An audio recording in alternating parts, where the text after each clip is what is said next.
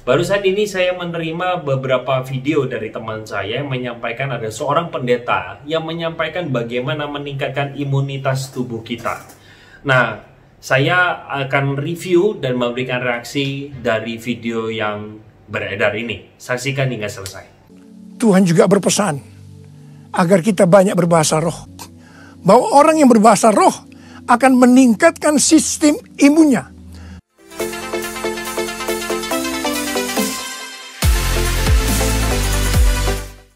Teman-teman silakan subscribe video saya, karena dengan cara teman-teman menekan tombol subscribe ini memberikan semangat dan motivasi kepada saya untuk terus boleh membuat video dan berkarya bagi Tuhan.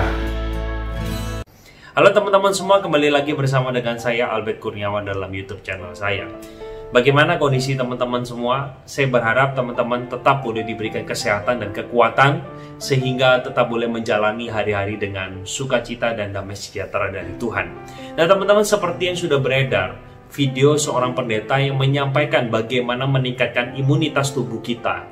Nah, cara yang diberikan ini sangat kontroversial. Nah, maka dari itu saya ingin membahasnya dan meluruskan bagi setiap kita supaya kita tidak disesatkan oleh apa yang disampaikan oleh pendeta ini. Kita saksikan bersama-sama videonya. Tuhan juga berpesan agar kita banyak berbahasa roh. Sebab sesuai dengan penyelidikan yang dilakukan oleh ahli bedah otak dari Oral Roberts University, bahwa orang yang berbahasa roh akan meningkatkan sistem imunnya sebesar 35-40%. Sehingga tidak mudah terinfeksi COVID-19. Oke teman-teman semua, ada beberapa hal yang saya ingin garis bawahi dari perkataan pendeta ini. Teman-teman, yang pertama, di sana dikatakan di dalam awal video, Tuhan berpesan supaya lebih banyak berbahasa roh. Nah, pertanyaan saya, Tuhan berpesan dari mana? Teman-teman, kalau menyelidiki bersama-sama, kita yang kaum Nasrani akan melihat bersama-sama bahasa roh itu tidak banyak dicatat di dalam Alkitab. Yang dikatakan adalah pertama di dalam Kejadian Kisah Para Rasul pasal 2. Dan yang kedua adalah di 1 Korintus pasal 14. Dua bagian ini secara spesifik menceritakan tentang bahasa roh. Terutama kalau kita memperhatikan di dalam 1 Korintus 14. Perhatikan di dalam bahasa yang Paulus pakai di sana. Di sana tidak menekankan untuk mengundang orang Kristen berbahasa roh. Dan saya kira kita harus perhatikan bersama-sama. Kalau kita melihat apa yang Paulus sampaikan di dalam bagian itu, maka sebenarnya dia sangat menganjurkan untuk kita berbahasa manusia pada umumnya. Sebab di sana dikatakan di dalam 1 Korintus 14, teman-teman kalau melihat bersama-sama, di sana dikatakan bahwa kalau ada orang asing yang datang ke gereja, bukankah mereka akan mengatakan bahwa kita adalah orang gila? Karena semuanya berbahasa dengan bahasa yang tidak bisa dimengerti. Nah, jadi saya ingin kita bersama-sama lebih kritis di dalam menanggapi perkataan pendeta ini. Kalau dikatakan Tuhan berpesan di mana? Bahwa manusia harus berbahasa roh. Nah, kita harus perlu bersama-sama melihat bahwa anjuran bahkan dari Paulus, dia bernada negatif terhadap bahasa roh yang dipakai oleh orang-orang Kristen di Korintus. Nah, saya kira pendeta ini mengajak untuk jemaatnya berbahasa roh makin banyak. Nah, teman-teman sekalian, kita harus pelajari dan lihat baik-baik di dalam 1 Korintus 14. Di sana dikatakan bahwa milikilah talenta yang ada yang sudah Tuhan berikan. Kalau kamu punya talenta mengajar, baiklah dia mengajar. Kalau kamu punya talenta untuk melakukan ini, baiklah lakukan ini. Kalau nggak punya, jangan dipaksa. Teman-teman, saya sangat menyaksikan atau meragukan praktek-praktek atau ada tempat les untuk belajar bahasa roh. Ini harus kita hindari karena ini tidak sesuai dengan pengajaran Alkitab. Lalu hal yang kedua yang kita akan soroti bersama-sama.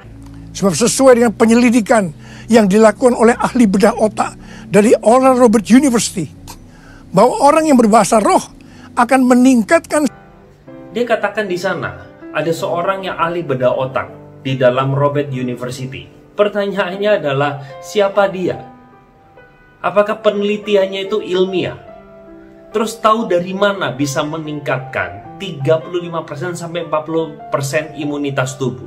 Bagaimana bisa menguji imunitas tubuh sementara kita sendiri tidak tahu tidak bisa mengukur secara kuantiti. Nah, kalau dikatakan ada kenaikan 30-35% sampai 40%, diukur dari mana? Bagaimana bisa meningkatkan seperti itu? Saya punya teman seorang dokter sangat meragukan justru apa yang dikatakan. Nah, teman-teman, kita perlu berhati-hati bersama-sama. Perlu berhati-hati sekali. Saya mohon dengan sangat para pendeta, para rohaniwan yang berdiri di atas mimbar, yang mengatakan hal-hal yang tidak sesuai dengan Alkitab, mari kita hindari. Kalau Alkitab tidak berkata itu, jangan kita tambahkan. Kalau Alkitab mengatakannya, baiklah kita belajar dari apa yang Alkitab katakan. Sehingga keberadaan kita tidak menyesatkan jemaat yang ada. Kalau kita melakukan ini, kita justru menjadi batu sandungan dan kekonyolan bagi agama-agama lain yang justru menertawakan dan justru memberikan sebuah label yang buruk terhadap kekristenan. Padahal kekristenan yang sesungguhnya tidak berkata demikian. Saya berharap video ini boleh menolong kita memahami fenomena video daripada pendeta ini. Saya berharap ini boleh menjadi berkat bagi teman-teman. Silakan klik tanda like jika ini memberkati setiap kita. Share dan bagikan kepada banyak orang untuk bisa memberikan klarifikasi terhadap video ini agar tidak menyesatkan banyak orang. Oke, sampai di sini. Jaga kesehatan kita. Tuhan Yesus memberkati. Bye-bye.